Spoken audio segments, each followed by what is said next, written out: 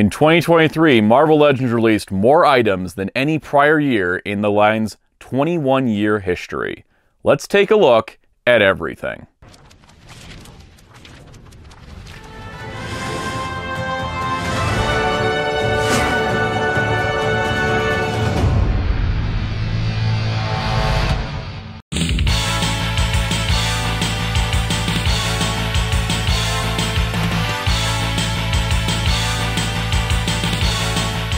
Also, special shout out to all our channel members, including Captain Tears, Infinity Wartorn, Don Don Ranger Power, JoJo Star, Jamie's World, Spin-54, Psycho O's, Dr. Grid, Super Shaddix Boom, Rabbit Man, The Nerd Channel, Primary Almond, Toma K, Matthews Laura, Donnie Waldman, and Jeremy Carr. Thank you to everybody for your support. If you'd like to join, hit the join button down below or the link in the description.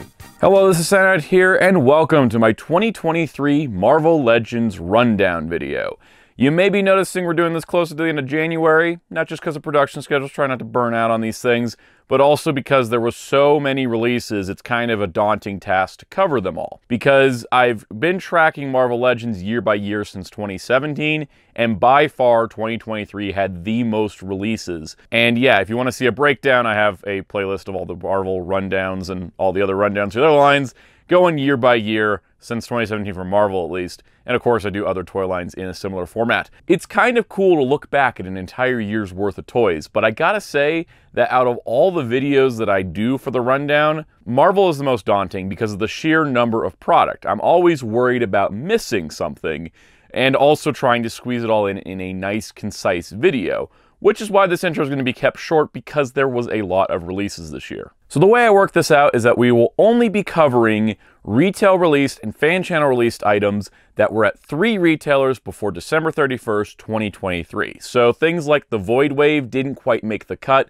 because only Big Bad Toy Store had them before the end of the year. If the items were exclusive to a particular retailer, they had to be released by the retailer or a associate retailer. So if there was something that was supposed to be at one store but Hasbro Pulse got it, then it kind of counted. It's not too bad for Marvel so much as Transformers, but that's a different video later in the year. And we're only talking about the 6-inch scale items because I think if I included the Retro 375s and the roleplay stuff, I might go insane. Now there is one exception to this rule, which is the No Way Home Doc Ock. He only made it out to 1 retailer before the end of 2023, but it seemed like he was supposed to be out with the other No Way Home figures, and I think it'd be more awkward to cover him like in a year from now, so I'm just going to slip him into the No Way Home section as this one minor exception, but he will not count to the overall count of figures for 2023. So in 2023, there was 183 Marvel Legends figures released, and that is everything in the 6-inch scale, and that includes pack-in figures because we've seen Hasbro price things with pack-in figures like they're full-on figures, so I just count everything that's a figure of a character as a figure. So 183 of those. Somehow I ended up with 114 of them, and I don't know exactly how that happened, but yeah, I ended up with way more than I thought. And across this year as well, we had more waves than ever with 14. The average was about 10 to 12. This was 14. I think this is the most number of retail waves that we saw in a single year. Now let's recap the year a little bit from the historical perspective. There were 2 anniversary lines this year, which happens occasionally. There was the X-Men 60th line that was in the spring, mostly made up of fan channel items, and the Avengers 60th Beyond Earth's Mightiest, which was in the supposed to be the fall, but ended up being the summer, which was a mix of retail, fan channel, and exclusive items. And so we had, you know, kind of your standard, like, let's roll out some multi-packs, let's roll out some higher priced items, celebrate the anniversary. There was the HasLab for Giant Man this year, and unlike the previous HasLab of the Robbie Reyes Ghost Rider, this one did fund. That only met its first tier, didn't quite make it to its second, but the 2 tiers were less desirable. It was just a zombie face and a scroll head. But the Giant Man did fund, and we will hopefully be taking a look at that in next year's rundown video. There also was a weird change with Spider-Man waves this year. In fact, Spider-Man pricing in general seemed to be up. I felt like Marvel pricing over the year got better. Like at the beginning, it was like, geez, what are you charging for these things? But they started to adapt for it. The Avengers 60th line in particular wasn't upcharged like previous anniversary lines. But with Spider-Man figures, they started coming on retro cards with no Build-A-Figures, still at the $25 price point, and some of them only coming with an alternate set of hands. Now, when you only have an alternate set of hands but you come with the Build-A-Figure part, it balances out. But these are on retro cards, even if they're modern characters, and that was kind of a thing that changed. There was no Spider-Man wave this year with a Build-A-Figure, and that was different. There also was some other Spider-Man figures that were upcharged for seemingly no reason, And I wonder if that has something to do with Sony's merchandise ownership percentage. And I don't know exactly the legal things behind that, but it is something to note that Spider-Man figures have gotten more expensive for what the product actually is. Speaking of product, there was too much of it. Plain and simple, I think the biggest problem with this year is that there was too many figures. It's nice for them to put out a lot of stuff to tie into movies and shows and all that, but the problem is that there is so much, and it's kind of the problem that has drowned the MCU as a brand as well. And it's hitting Marvel Legends, I think, where a lot of collectors are getting frustrated because there's so much stuff coming up, you can never feel caught up. Even then, I didn't get all the figures I wanted from last year because there's still a couple I didn't get, and that was kind of a major problem. This also led down to a problem on the retail side where we saw Target putting Marvel Legends on clearance less than a month after they came out because they weren't moving and they just wanted to get them moved on because there was more stuff coming. And that led to some other issues with stocking of exclusives. But I do think that there was the mass clearance wave of 2023 is not going to be a repeated experience. I think going forward, maybe not in 2024, but at least in 2025, retailers are going to start ordering less of toys that were overstocked, like Marvel Legends, like Star Wars, and I think even like G.I. Joe. There was a lot of sales this year, and I don't see that as a continuing trend because stores and the industry are going to start adapting to that. My biggest recommendation for Marvel Legends is to roll down the number of releases. The fact we have 183 figures to talk about today is insane, and I don't want to do this every single year if it's going to keep climbing. Like, what's next year, 200? It's going to be really hard to make these videos. So, and also as a collector to keep up with it. So if I were to recommend something to the Marvel team, scale back the number of releases. Like, just spread it out a little bit. It's okay. We know collectors will still be there. But if you keep pumping them as hard as you're pumping them right now, like we already have 43 releases for 2024, and it's only January right now of 2024, 43 planned. The hope I have is that they will start to roll back the number of releases and kind of slow things down because I'm having trouble keeping up as a collector. And speaking of keeping up as a collector, the Target exclusives this year were a complete disaster. First of all, you had Yondu. Yondu was overstocked in-store and online, but the pre-orders were delayed. I found a Yondu in my store before my pre-order shipped. That was a continuing Target problem. Ant-Man stocked more online than he did in store. I don't think I ever saw him in store, but I did get my online order shipped to me, so that's good. The Tracksuit Mafia, I guess they got caught on the way to customers because I never saw this figure in stores. I don't remember people finding them in stores, and my Target pre-order was delayed, and then canceled. So I guess that just didn't come out. I have one on pre-order from Big Bad Toy Store because they put them up. Hopefully I get that at some point, but missing from the video because it did technically release. Some people did find them in stores, but they were not widespread. Black Widow was the hotly anticipated brand new mold, but I guess Natasha had enough of that because she was impossible to find. I personally did not find one in store besides this one that had been stolen. Very frustrating after months of getting my Target order canceled. Though some people did start to find them towards the end of the year. I eventually had to just go on, getting a third-party seller just to get it. But the Black Widow figure was really good, but I don't think she should have been a Target exclusive because clearly they couldn't keep up with the demand. Also, Target's ordering system seemed to completely break this year because I had her on pre-order, and the date got pushed back, and then they shipped her. And by shipped, I mean they gave me a tracking number and everything, but it was through FedEx instead of UPS, which UPS is the normal way Target ships things. And then a month later, I still hadn't received it, and the tracking had said that FedEx never picked it up. And Target's best answer was, we don't have any stock, here's a refund. And they also gave me some credit because we pushed for it. But that was very frustrating because I left with, oh, hey, I got, a refund and stuff, but where's the Black Widow? And I eventually ended up going with a third-party seller. It's unfortunate because that figure is amazing. We will talk about her in detail, but the actual getting it was awful. And the thing is, I think that it must have been the demand outweighed the supply because the Scarlet Witch figure populated the multiverse of madness that is Target stores. Every store I went to had like 10 of these, and they eventually did sell, but there clearly wasn't as much demand for this as there was for Black Widow, and I wonder if this got more units because it was an MCU figure versus Black Widow as a comic figure. So it was really frustrating keeping up with that. On the flip side, Walmart shipped every one of my pre-orders this year on time, and they actually all arrived for both Marvel and G.I. Joe. So there's clearly somebody that's better at online pre-orders than somebody else. And so that's the year in review. I felt like it was important to talk about all this stuff up front before we get into the figures, but we need to get into the figures. I don't know how long this video is going to be. There will be chapter times in the description and along the timeline if you want to jump to a specific wave or a specific set of exclusives. just to break it down a little bit if you need to watch this in a couple parts, which I totally understand. So, well, before we go, please hit the like button, hit the subscribe and notification bell if you haven't already. It really helps the channel and it really helps this video get out there. Please help this video get out there. I'm putting a ton of work into this to get it all together, so I greatly appreciate your support. So on that note, let's begin the Marvel Legends 2023 rundown. Our first wave of the year, the X-Men Retro Wave. First up, we have an update to Dark Phoenix. It has been many years since that Toys R Us 2-pack with her in it, and now we have the fully brand new body mold for her. While it doesn't come with a bunch of extra heads that were included with that original 2-pack, this is a very good head sculpt and a very nice likeness. Overall, a really nice update to the Dark Phoenix. Continuing our journey to fill out the Brotherhood of Mutants is Avalanche. Avalanche here is kind of a what you see is what you get. It's not always the best costume design, but it is fairly accurate to the comics. And in general, it's just nice to have Avalanche. He's not the most exciting character, and it's hard to do his powers in figure form, but he turned out okay. A big surprise for being a standard $25 figure, Spiral. She has all 6 articulated arms with inset pins, fully new limbs, and all kinds of weapons. It's kind of amazing to see a figure like this released at a $25 price point from Hasbro in 2023.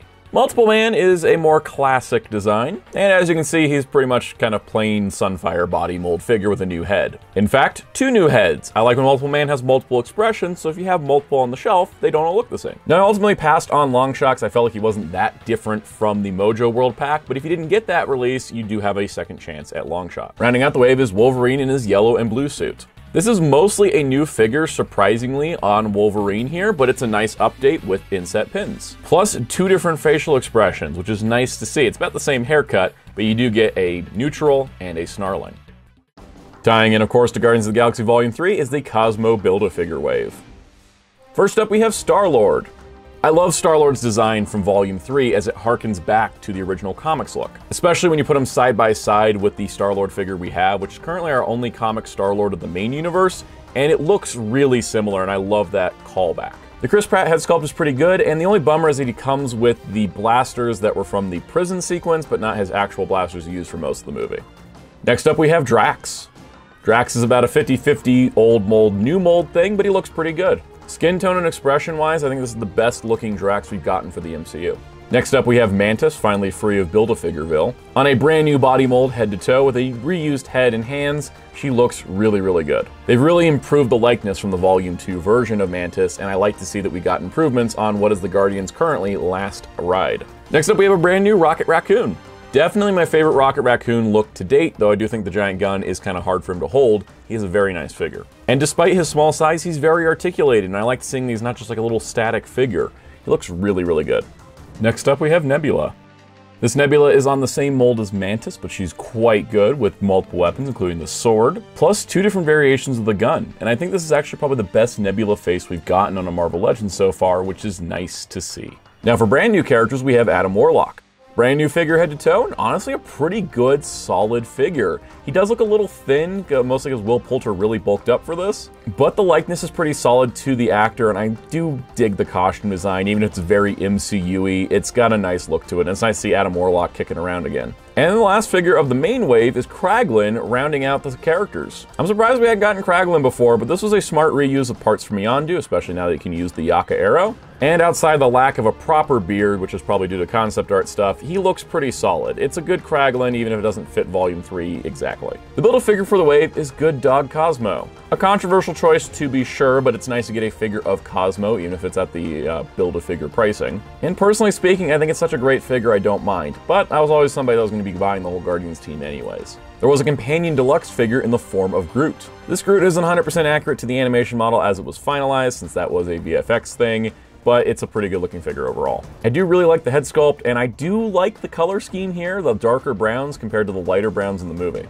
Plus, he comes with a pack-in figure in the form of Baby Rocket, which does just look like a tiny raccoon, but it's a neat bonus nonetheless. Volume 3 was the final ride for the original Guardians, and this wave gave us updates to pretty much everybody except Gamora, so it was really nice to get a new set of figures, and all of them are terrific. I think they're the best MCU Guardians we've gotten.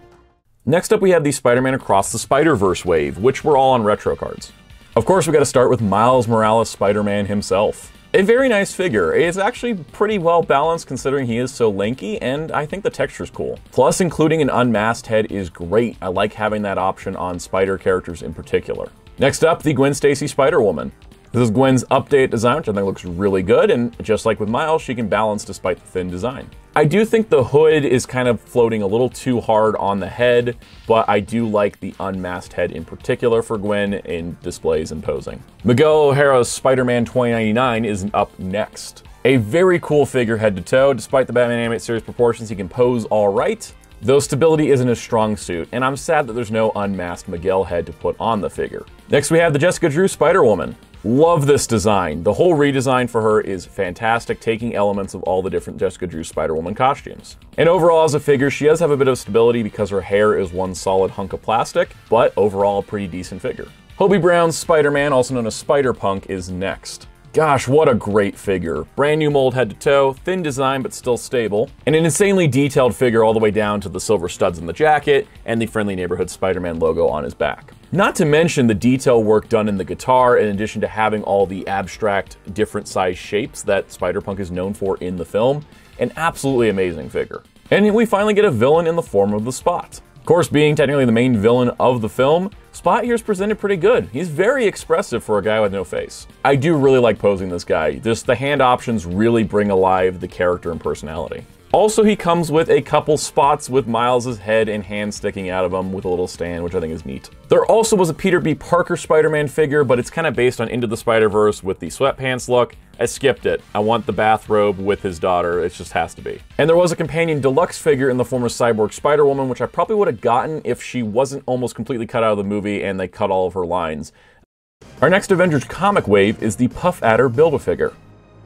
We're starting off with Molecule Man, the man that can control molecules. I have no idea what happened here. I think he's trying to propel himself. Okay, that's a standard pose. Molecule Man's a little weird, and as a figure, he's alright. It's just not a character I care about that much. Though credit where credit is due, they give him the details on the face. It's just Molecule Man.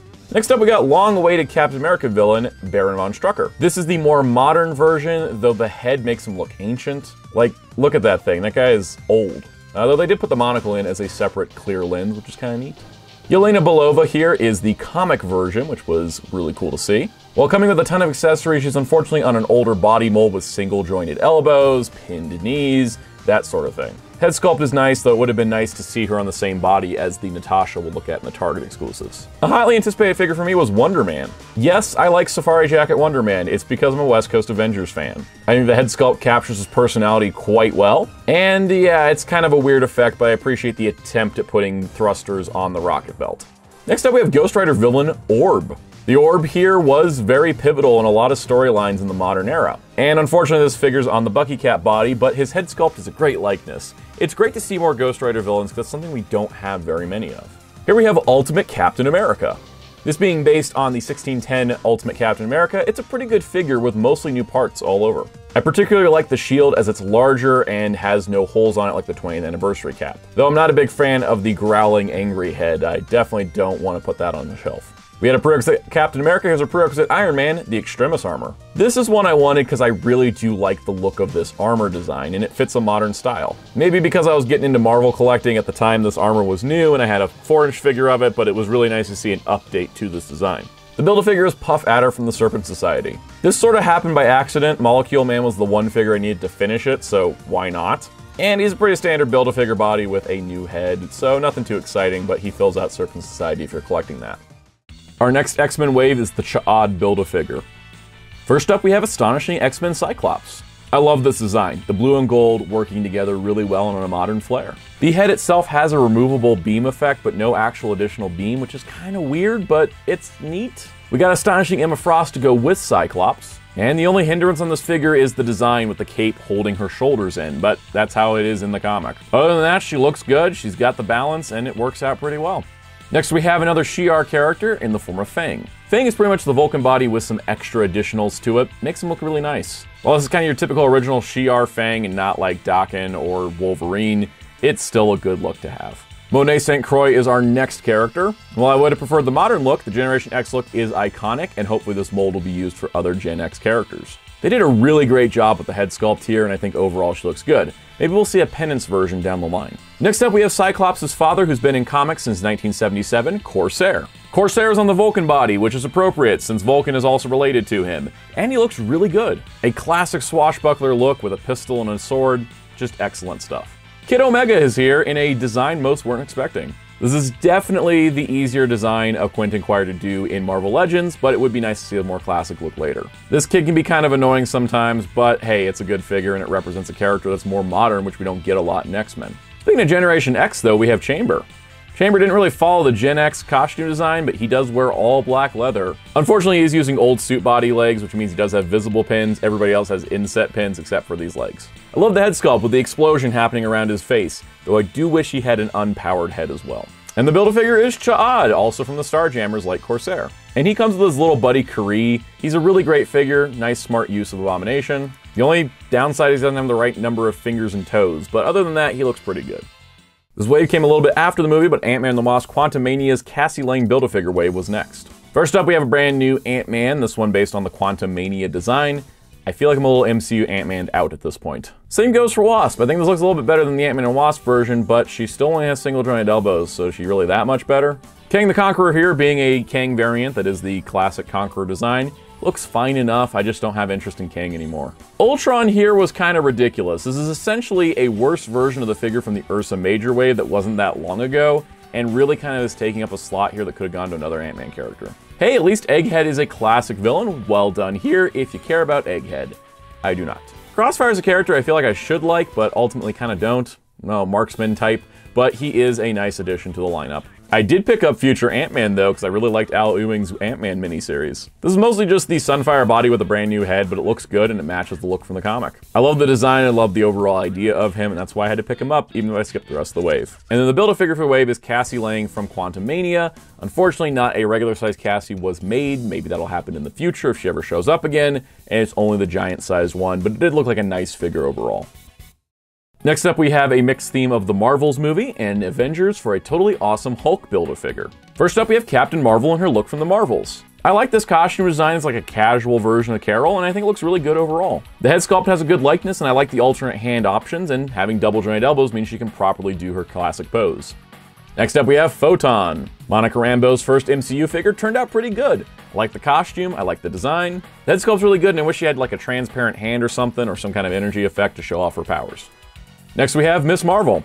Kamala's new outfit here may not be as cool as the Disney Plus one, but this is a nice updated figure. She has more articulation range overall, but her head sculpt is a little goofy. In lieu of energy effects though, she does come with a Flurkin Kitty in full attack mode. And yes, it is big enough to swallow people. If I could play memories in the background, I would. Next up we have Marvel Boy, good old Novar. As a young Avengers character, fits in this wave's theme pretty well, and he's a really nice figure. Personally speaking, I put him on the Guardians of the Galaxy shelf until we get a Guardian-specific version, but it is nice to have this character in the display. Next up, we have only our third Inhuman in the history of Marvel Legends, Karnak. Karnak here is a martial arts expert that can see flaws in things, and yeah, he's still using the Pizza Spidey body, which is so old. That being said, he looks nice and he can pull off the poses he should, and so I'm glad to have Karnak, because pairing him with Black Bolt and Medusa, we have 3 of the royal family, and that's it so far in like 21 years of Marvel Legends. Then to round out the wave, we have our prerequisite Captain America, Commander Rogers. This was from that time after he came back that Bucky was still Cap. It's a nice figure and I like the clear shield. The head sculpt's pretty good too. I think it's good likeness overall. It's a good figure. I only picked up to finish a Hulk though. I totally skipped Heroes Reborn Iron Man because I didn't need him, but he looks like a nice figure if that's an armor you wanted. And the Build-A-Figure is the Amadeus Cho Totally Awesome Hulk. A very good reuse of the Smart Hulk torso from the Avengers Endgame line. Paired with brand new shorts and a new head, he really pulls off the Amadeus look of a slimmer Hulk. I really like this wave overall, mainly for the fact that Commander Rogers was the only thing I had to buy to get the Build-A-Figure, and I wanted everything else. Now that doesn't work for everybody, but it worked for me. Next up is the Spider-Man comic book wave where everything was carded, whether it was retro or not. First up, Ben Reilly's Spider-Man as appearing in the Spider-Man Beyond storyline. It's a cool modern update to his costume, but not one I needed. Next up, we have Elektra as Daredevil, which was from my favorite Daredevil comic. This is a really cool storyline. This is a really great design of Elektra trying to do better and be Daredevil in the absence of Matt Murdock. I would have liked to see less pointy size to kind of go with the blunt one she was using, but the head sculpt is nice and can peek out from the collar. Here we have the 2020 design for Jessica Drew's Spider-Woman. I picked this figure up on clearance, which is probably a good idea considering she only comes with 2 extra hands, and basically the only new parts was her arms. She should have been like a $25 figure. She included a Build-A-Figure, not on her own the way she is. Next up we have Chasm, which from what I understand is Ben Reilly gone crazy, because I read Dark Web, but I don't know what else is going on in the Spider-Man books. Then there's the Rose, suit body with a new head and an extra accessory. It's good for your Kingpin types. Then we have Tarantula, who has some weird color choices and weird costume design ideas that just made me skip them. And then we have Miles Morales, Spider-Man's newest new costume before he went back to his old one, which is really cool. I just didn't need a figure of it. Next up, we have the retail releases for the Avengers 60th Beyond Earth's Mightiest. First up, Model 1 Iron Man, the first appearance armor. Looks like a good figure, I just don't need all these Iron Mans. Next up, my hotly anticipated release of the year, Hawkeye. Hawkeye's one of my favorite Marvel characters, one of my favorite Avengers, and getting him with a Sky Cycle in a deluxe set was great. Especially because the Hawkeye is almost brand new outside of the bow and arrow and the quiver. He's got a great head sculpt and great design. Plus the Sky Cycle is a brand new piece and an iconic part of Hawkeye's arsenal. You can have him up and riding on it because they gave him a cloth skirt, which was really smart, and it actually has room for two. So you can have the Mockingbird that also came out this year ride alongside him. Even if their costumes don't match, it's a great lineup. Next up, we have a 2-pack starting with Thor. This is kind of the 80s Thor look with the exposed sides. Overall, I really like it. Plus you get two different head sculpts, one serious and one with the armor faceplate. His pack mate is the Destroyer armor, one of my figures I really wanted to get. And the Destroyer figure is great. Brand new figure head to toe, looking very Kirby. And yeah, I'm just really pleased with how he turned out. It's one of the best attempts that we've had, and especially if you don't have the Marvel Select, it's a good pickup. This 2-pack is a little uneven because Thor is reusing a lot of parts, but the Destroyer is brand new, and overall, I'm happy with it. There also was a 2-pack of Bruce Banner and Hulk based on Incredible Hulk #1, a nice release if you haven't had a Grey Hulk yet. The next 2-pack, first up, has Captain Marvel. This is the Monica Rambeau version, and it's in her classic look. She has some trouble standing because of the heels, but she's rendered quite well. No effects for her powers yet again, which is a bummer, but I do like the overall head sculpt and the costume design. Her pack mate is Dr. Doom in his Secret Wars appearance. This thing's kind of like the Mattel figure come to life, where the details are molded in instead of being able to rub away. And including not only an unmasked Doom head and a faceplate, plus the masked Doom head gives you the options to recreate the Secret Wars comic.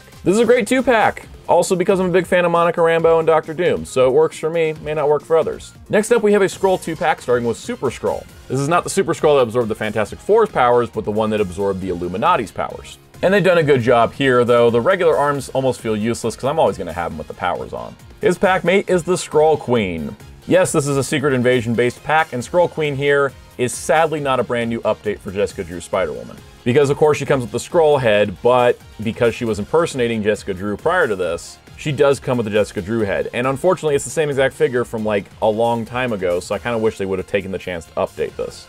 This 2-pack doesn't feel worth it compared to the others because of how much reuse there is, where the others have new molded stuff. I'm glad I got it on clearance, and it's nice to have more Skrulls, but I would have liked to have seen something a little better. Our next Disney Plus wave features the Hydra Stomper Mark II Build-A-Figure. Kicking it off, surprisingly the figure without a Build-A-Figure part is Yelena Belova. And Yelena here is presented in her Hawkeye look, which I think is a great look for her. It's very Black Widow inspired in a lot of ways. Great head sculpt, great Florence Pugh likeness. This is the first Yelena I've bought for my shelf, and I'm pretty happy with it. Next up was Warrior Gamora from What If. Great looking figure, though not one I needed because I'm not collecting the What If figures. Then we have a brand new Talos, which I probably would have picked up if Secret Invasion wasn't garbage and kind of tainted the whole experience. Same story for Nick Fury, even though that coat kind of looks like a problem. I've heard it's not a hindrance, but I just skipped both by. Next up is Agatha Harkness, though, from WandaVision. Very great looking figure, even if she's basically a statue from the waist down. This also means she has no stability problems, but the actress likeness is good, and it's pretty much what you can do with this costume design. Also from What If, we have Goliath, which after seeing the episode, I kind of want to circle back around, but we don't have the other 80s Avengers. And then we have one of the hotly anticipated figures, from me included, Kingpin. The figure looks great. Now, while he's reusing the Happy Hogan mold, he looks a little small for Hawkeye Kingpin, but he looks about right for Daredevil Kingpin. And my only real problem with this figure is that he doesn't have the ring on any of his hands, which is an iconic part of his design. I will say, though, that Kingpin looks great facing off against that Daredevil from 8 years ago. That definitely needs an update because we got a new costume for him. And then the Build-A-Figure for this wave is the Hydra Stomper from Season 2 of What If. This is kind of like the Winter Soldier equivalent for the Hydra Stomper, and it looked nice, but I had no reason to finish it. Alright, we don't have the show, but let's look at X-Men 97 Wave 1. First up, let's talk Gambit. He's the least new of them. I did forget to mention in the intro that the Spider-Man figures were carded, but so were all the X-Men 97 figures for this wave and the next. Out of all the wave, Gambit is basically just a new head, and everything else is stuff we've seen before. But what we've seen before is good, so I'm not really complaining too much. Though this jacket is way better and much more posable than the previous ones. I do like the look of this Gambit quite a bit. Next we have Magneto. Yes, this Magneto is a little bit smaller than the previous Magnetos. No, I don't really care because he's so good. Everything's molded in and there's no overlay stuff. The cape's molded in, the helmet's molded properly. He just looks better overall. I can ignore the scale thing. And speaking of replacing figures on shelves, here's Bishop. I feel like Bishop's at the proper size finally. Reusing other molds just never felt right. This feels proper. And I like his new haircut. And overall, I think this is going to become my primary Bishop on the shelf. He just looks a lot better than the previous one. Next up, we have Rogue. I like this Rogue quite a bit. She's definitely more animation styled with her head sculpt. And the green jacket's throwing me for a loop because I thought it was supposed to be brown like the comics, but whatever. I do think she is nice, and I'm glad she has that removable glove. Next, we have my favorite X-Men, Storm. Storm looks great. She's got new inset pin legs. She's got the cape thing. Her mohawk that becomes a mullet is kind of strange, but overall, I do dig the design, though I wish she had some effect parts. And then rounding out the wave is probably my brand new favorite Wolverine. Brand new body with inset pins everywhere, sculpted arm hair, the works. Plus 2 brand new head sculpts that give him a lot of personality and don't make him look ugly. This is kind of a win-win, especially with those new claws that are a lot sturdier than the old ones. Some may not want to mix and match, but there's a very high chance for me that all of these are going to replace their previous 90s comic counterparts on the shelf. Same goes for the upcoming X-Men 97 figures. Regardless of the show, these are great figures. Marvel Knight's Ways are the quickest way into my heart with the Mindless One Build-A-Figure. First up, we have the matching Matt Murdock Daredevil to go with the Elektra Daredevil. This is Matt when he's the leader of the Fist, and he looks really cool with a brand new mold, and I really like him quite a bit. Including alternate weapon options is great, and I think overall it just is representing that time in the character's life really well. And he pairs so good with the Elektra Daredevil. Having the 2 Daredevils together like this, especially so soon after they debuted in the comics, is really awesome. Next we have Iron Man from the underrated Midnight Suns video game. I loved Midnight Suns, so anything is going to get me to pick up merch, especially this Iron Man, which I probably wouldn't have bought normally if it wasn't from a game I loved. Everything new they did is painted. They used the Avengers video game mold as the basis, and it works fine enough. A brand new blade is long overdue. Now this is a blade, multiple weapons, multiple things, a trench coat that actually gets out of the way, having his fangs on display, and just an overall better expression. He's a more action-packed figure than we've had before. Lady Bullseye is the next figure. Not only a nice surprise as a character, she is on the new updated female body with the double jointed elbows and knees. And in addition to her sword, she comes with a set of size and a set of fans, which is a lot of accessories for a normal Marvel Legend. Next up, we have Luke Cage Power Man. A classic Luke Cage is something many of us wanted, and this figure's pretty okay. It's not 100% there. I wish it could be a little bit better in some places, especially with the way they did the shirt, but that's just how it goes. To go with Matt and Elektra, here is the Fist Ninja. Basically the Hand Ninja with some different design elements, and I never had a Hand Ninja, so this works out for me. Plus 2 different head sculpts, both regular and skull, and it makes a nice addition to Matt and Elektra as leading the Fist. Then we have Clea, a long-awaited Doctor Strange character. Overall, pretty great looking figure, mostly updated mold, though for some reason she's just got single elbows. And I like the head sculpt overall, it captures her personality well.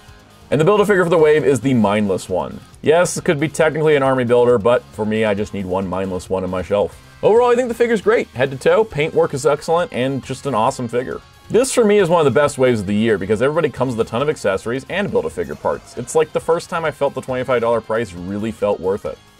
The MCU Infinity Saga wave is a bunch of Infinity Saga figures that were coming back out again. We have a Winter Soldier / Avengers Black Widow figure, which looks pretty nice with the updated head and some updated parts here and there. We got a Bruce Banner figure that's more of an Infinity War look, which I think has a nice Mark Ruffalo head. We got Stealth Suit Captain America from Winter Soldier, which is a nice re-release. It's been a while since that design's out. Iron Man Mark II hasn't been done in Marvel Legends proper before, so it's really nice to see that released. Plus we got Iron Man Mark 46 from Civil War, which does have a new nice deco to it. Spider-Man from Civil War, which is actually done accurately this time, which is nice to see. Plus, Dark World Thor is always a good time, I guess, and this is the armored sleeve version. And then rounding it out, we have Civil War War Machine, who was originally part of a Target 2-pack, so it's nice to see him back again.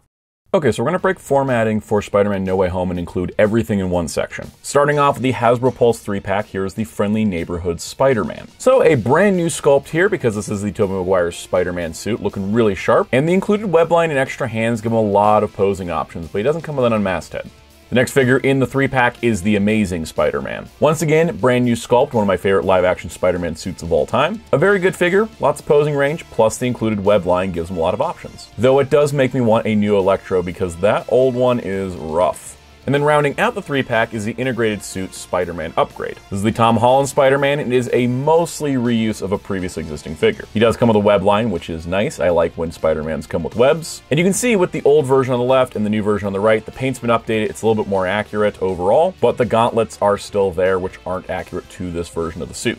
This 3-pack is pretty solid figure-wise, but the $90 price point is off-putting, especially with the power of hindsight knowing what came in the main retail wave. So kicking off the Spider-Man No Way Home retail wave is the Friendly Neighborhood Spider-Man. These figures were packed on retro cards. It's interesting to see that Tobey Maguire is packed on a No Way Home card. The big new thing over the 3-pack is the unmasked head showing Tobey Maguire's likeness, but overall the figure is basically the same as the 3-pack version. However, the single release only includes 2 flip hands and the masked head, whereas the 3-pack included 4 extra hands and a web line. Pretty much similar story for the Amazing Spider-Man. He is, however, packed on The Amazing Spider-Man 2, which may be for a licensing for Andrew Garfield's likeness, which is why the figure art couldn't include it. Because as you can see here, very nice Andrew Garfield likeness that's definitely based on No Way Home and not Amazing Spider-Man 2. Comparing it to the 3-pack version, they are essentially the same figure from the neck down. And accessories-wise, single Andrew only comes with flip hands and a mask, and the 3-pack came with 4 extra hands and a web line.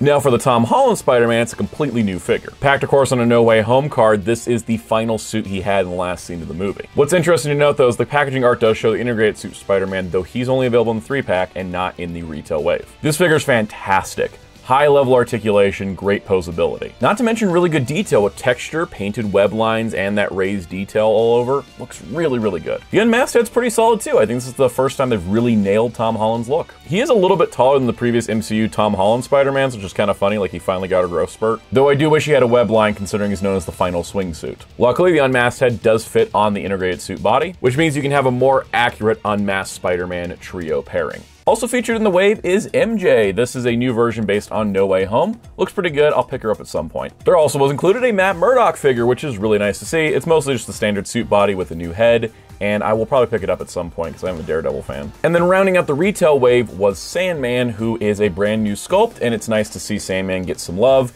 and it's more accurate to No Way Home than anything else. Now, there also is a deluxe figure in the form of Green Goblin. This Green Goblin is packaged as the No Way Home version because it is the No Way Home version. Brand new sculpt head to toe, really great details, really awesome likeness. Just look at that wonderful Willem Dafoe expression. They went for the expressiveness, which is really great to see. He also does come with a hood and goggles to match that look from the movie, plus the pumpkin bomb is fully painted, which is nice to see. And then as a bonus, you get the original Green Goblin helmet from the original Spider-Man film. It looks so good. The glider is articulated and has positioning for the feet as well as the wings, and it has a flight stand. This allows you to pose the figure because the foot pedals can rotate to adjust for the weight. And it's a pretty tall display when you have them up on the stand like that. You can have your goblins swooping down from the air to fight your Spider-Mans. The other deluxe release is Doc Ock, who technically didn't make it out till 2024, but he is packaged in a Spider-Man 2 box despite being distinctively the No Way Home design with the turtleneck shirt. He's an impressive figure who can stand on his tentacles because they did make them a stiff material. The Alfred Molina likeness is pretty solid, and I like that the lenses are transparent. He also has 2 different lower claws, flat ones for standing and grabbing ones for grabbing. The tentacles are very stiff, and I highly recommend heating them up with something like a hairdryer just to get them to move. You also have articulated claws on the top tentacles. He does come with a pair of open hands, which I think is kind of interesting, though it does feel like he should have like an arc reactor or something, but that may be in the licensing with the Spider-Man 2 thing. And he looks great facing off against any of the Spider-Mans, particularly the Tobey Maguire one.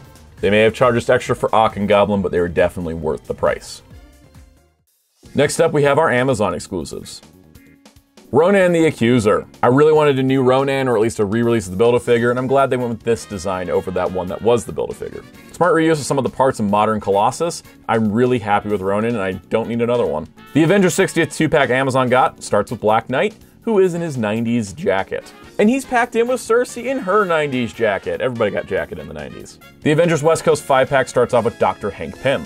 From the time when he wasn't Ant-Man or Giant Man and was just shrinking tools, this is a pretty good figure. I think overall it serves the purpose of Dr. Hank Pym, and it fills in a gap for West Coast Avengers fans. Silver Centurion Iron Man here is not very silver, but that's okay because in the comics they didn't really portray it as silver so much as white because of the color process. He comes with some different effect parts, but overall it's the same figure we saw before. And as you can see with the Walgreens one on the left in the silver and the comic one on the right with the white, I really liked having the 2 different versions of this armor.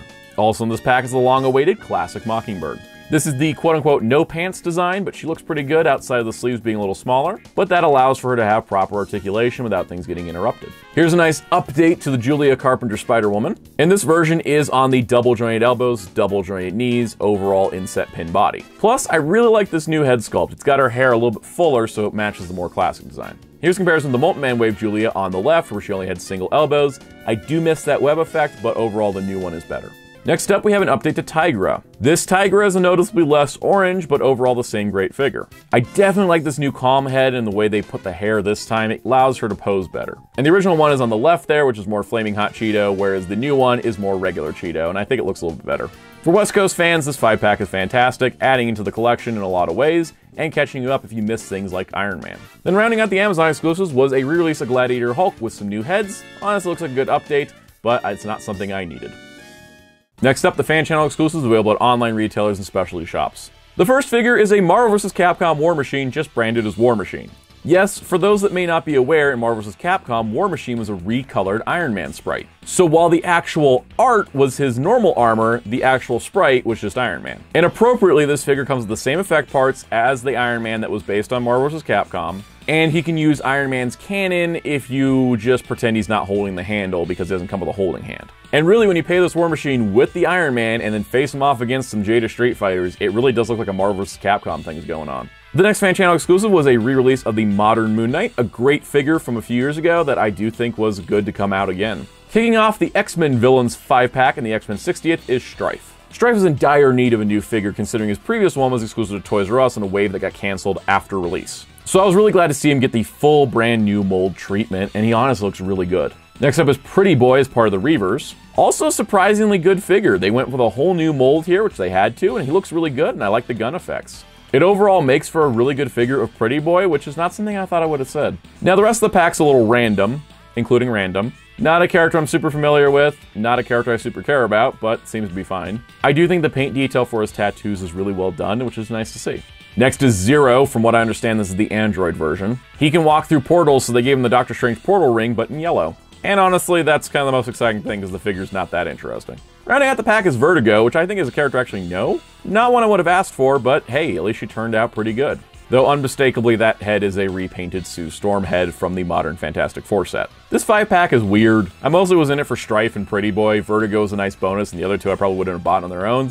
But hey, it's the 5-pack, that's just how it goes. Speaking of packs, X-Men 60th continues with yellow and blue 3-packs beginning with Gambit. Gambit here is on a new body, which is for the yellow and blue uniform, and a new Gambit head. This new Gambit head is great. I think it captures the comic look almost perfectly. It's really dialed into what makes Gambit work. Also in that same 3-pack is Banshee. We haven't gotten a Banshee yet in Modern Marvel Legends, so this is nice to see. While I'm sure we'll see the classic green, this is a good figure. The wings are always tough to work with. He's got 2 different heads. I think they did a good job overall, and I look forward to other versions. Rounding out the first 3-pack is Psylocke. Another figure where the body mold is good and new, but the head sculpt, I might pop onto the other ones if I want a more classic look.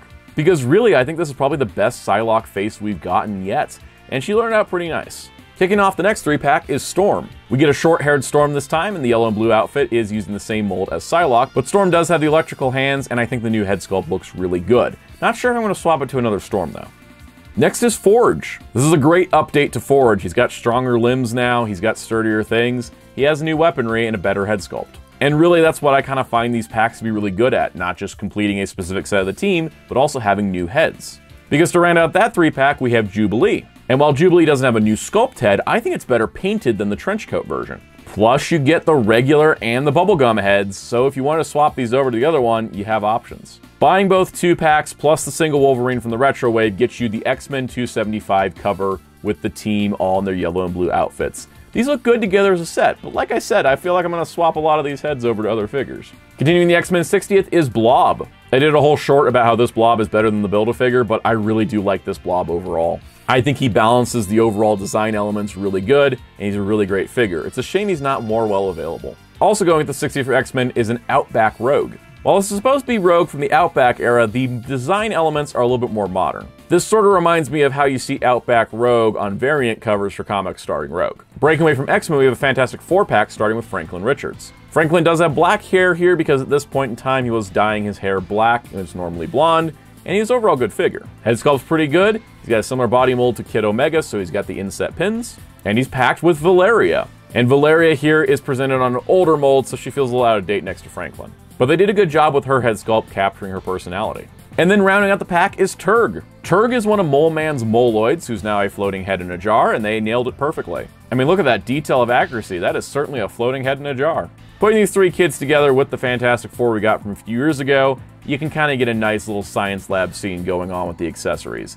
Note that I did customize Mr. Fantastic with parts from another one. To celebrate Spider-Man 2, there was a Gamerverse Spider-Man that was $30 for some reason. Not exactly sure why. There was also Gamerverse Miles that at least came with Tio's bodega cat known as Spider-Man, so that was nice to see. There was some Squadron Supreme packs, including Dr. Spectrum here, who looks like the Bucky Cap mold with some different color, and he came packed with Hyperion, which was a nice update. Next up was the Super Adaptoid, which is the fan channel exclusive for the Avengers 60th, a smart reuse of the modern 12-inch Captain America mold with some extra parts to make it look like the Super Adaptoid. And then rounding out fan channel was a 2-pack with Blur, also from Squadron Supreme, also more of the modern look, and Nighthawk, who's definitely the modern look from the Squadron Supreme in the main universe. Wonder if we'll finish that team next year. Next up, we have the Hasbro Pulse exclusives. Starting a series of 2-packs for Spider-Man the Animated Series, here is Carnage, reusing parts we've seen before, but in a really cool shaded way, not in a cel-shaded way like the X-Men figures. Same goes for the symbiote suit Spider-Man. They made sure to add the blue to it so it has the look of the animated look of the symbiote suit Spider-Man.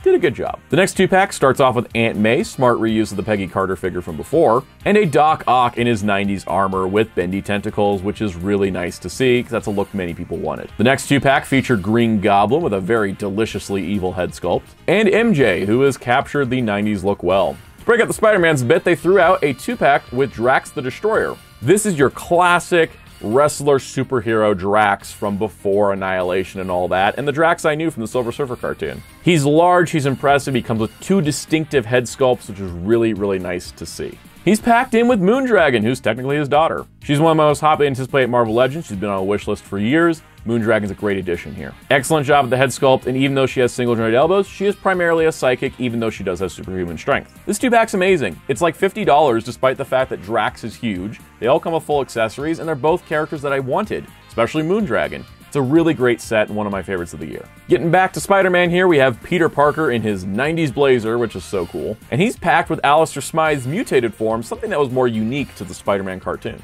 There was also a 2-pack featuring the Hydra Trooper, now in female molds, and the Shield Agent, now in female molds. This is the kind of 2-pack that appeases everybody because it's a troop builder. For Hasbro PulseCon, there was Detroit Steel, a clever reuse of the MCU Ironmonger. And for San Diego Comic-Con, there's a 2-pack with Deadpool in a more classic-y 90s look, and his buddy Bob the Hydra Agent. And they came with a ton of accessories to round out the experience.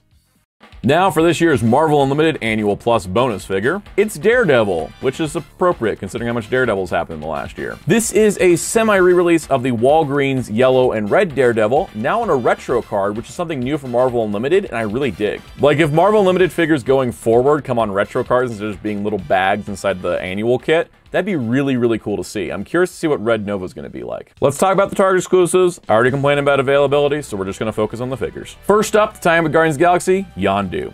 The classic Yondu look were the original Guardians of the Galaxy, who are from the future. While a lot of reused parts, the head sculpt has nailed the look of Yondu, and I think he turned out really good. Next up, we have Astonishing Ant-Man, of course tying into Quantumania. This is Scott Lang's classic appearance, and we do know it's Scott Lang because they put Astonishing on the box. It is nice to see an update to Ant-Man, especially one that's not super skinny on the Pizza Pete body, so I really do like this figure. Now, I would have the Tracksuit Mafia if I had the chance to buy it, which I didn't, but what's neat about this figure is it's an army builder with the masthead. It's also Kazi and Tomas, who were 2 of the more prominent tracksuits in the show, so it's a good figure overall. The winner of the Target exclusives for figures is Black Widow. Brand new female body mold with butterfly shoulders, inset pin, everything, and just a ton of accessories. Not only does she have this more modern swooping hair look that I prefer the most, she also has a shorter haircut where hair's in her eye, which I don't like that much. And then she has a reuse of the previous modern Black Widow figure's head, which has the bob in the front. And I'm just going to show her whole accessory layout. I can't display all of these in the time we have. This was a $28 figure, and it certainly felt worth it, because look at all the stuff she comes with on top of being a brand new mold. We also finally got a Multiverse of Madness version of Scarlet Witch, though I'm personally happy with the WandaVision version in both character and design. This does come with a Darkhold though, which is a nice accessory. Also, Target got their own Moon Knight re-release. This is the classic Moon Knight re-released on a retro card. I missed the Walgreens version before, so this is nice to have. He comes with 2 different heads, a black mask and a white mask, plus the crescent moons can fit in his fingers, which I think is neat. I really want to see the gold armor Moon Knight, though, for my West Coast Avengers. They also re-released the Amazing Fantasy Spider-Man, who went up in value really high, and this one has a blue spider on the back to make it a little different. Rounding out was a 2-pack with a re-release of Flash Thompson's Space Venom with a new effect part and a new head, and he came with his buddy Mania, who was in the Agent Venom days, so it's kind of a weird mismatching of characters, but it's a nice set overall. Then rounding out this year is the Wal-Mart Exclusives. To tie into Guardians of the Galaxy, we got Star-Lord in his classic appearances from the 1970s, which took place in a different universe. Straight from those old black and white comics of the 70s, this Star-Lord is a design I've wanted as a figure for a long time. I was surprised to get it, and I'm impressed it turned out this good. The swashbuckler look is amazing and inspired the Star-Lord we know from the main universe. Continuing the retro cards of Animate Series styled figures, Kraven the Hunter was the next one. There also was a re-release of Ronin with a new unmasked head based on Avengers Endgame, even though it was in Hawkeye packaging. As part of the Avengers 60th, we got a new Bucky Captain America. Bucky Cap was the mold we used for everything, and Vulcan's now the mold they're using for things, so Bucky Cap on the Vulcan mold is poetic. And this is just a fantastic upgrade, from the shield to the pistol to the overall look, the metallic paint, it just looks great. Next we have a figure I called because I knew as soon as they made a Build-A-Figure based on the Avengers game skin of Joe Fixit on Hulk, we'd get a proper Joe Fixit. And proper did we get. He's using a similar mold, but he's got that snarl, he's got the gray Hulk look, he's got the Tommy gun. You get both a head with the hat and without the hat, the snarl and the smile. You get both sides of Joe Fixit here, it's terrific. And then we had a 2-pack featuring a re-release, a classic Morbius, and the Mutant Six-Armed Spider-Man, which they did work in a torso joint for this time, which is nice to see. Let's do a quick personal top 10, no particular order, just 10 of my favorites. First up, of course, is Spiral. Next, MCU Nebula, the Amadeus Cho Hulk, the Elektra Daredevil, Hawkeye with the Sky Cycle, X-Men 97 Wolverine, Final Swing Spider-Man, Moondragon, Black Widow, and of course Joe Fixit. I hope you enjoyed that. I'm definitely exhausted. I have not edited this yet as of the time of recording, so we'll see how I am. I'm probably going to be in a coma after putting this together. That was a lot of releases to cover, so we're going to take it from here. Next year will be hopefully less releases for the 2024 rundown, but to make sure you don't miss out on anything, hit subscribe and the notification bell. Hit the like button if you enjoyed this and you want the video to be out to more people. Leave a comment down below. Tell me what your favorite release of the year was. There certainly was a lot of good ones. There was just so much flood that it was hard to process all of it. Also, check out our channel memberships. There are perks like early access to videos. There's details in the join button or the link down below. You can also join us live on this YouTube channel Mondays at 5 p.m. Eastern. We talk about Marvel Legends, toy news, comic news, all kinds of fun stuff. You can find me on social media at Soundout12 if you wish, though I am more active on our Discord server, which you can find in the link below, which also has links to guides and checklists, such as my Marvel Legends ongoing inventory list, which I keep updated as things come out so I can make sure to do these rundowns properly. You can also find our awesome graphic designer who did the thumbnail for this video in the Discord server or on social media at DarkClaw643. And you can find Hero Club at hero-club.com for Marvel news and more. And until next time, this is Soundout saying goodbye.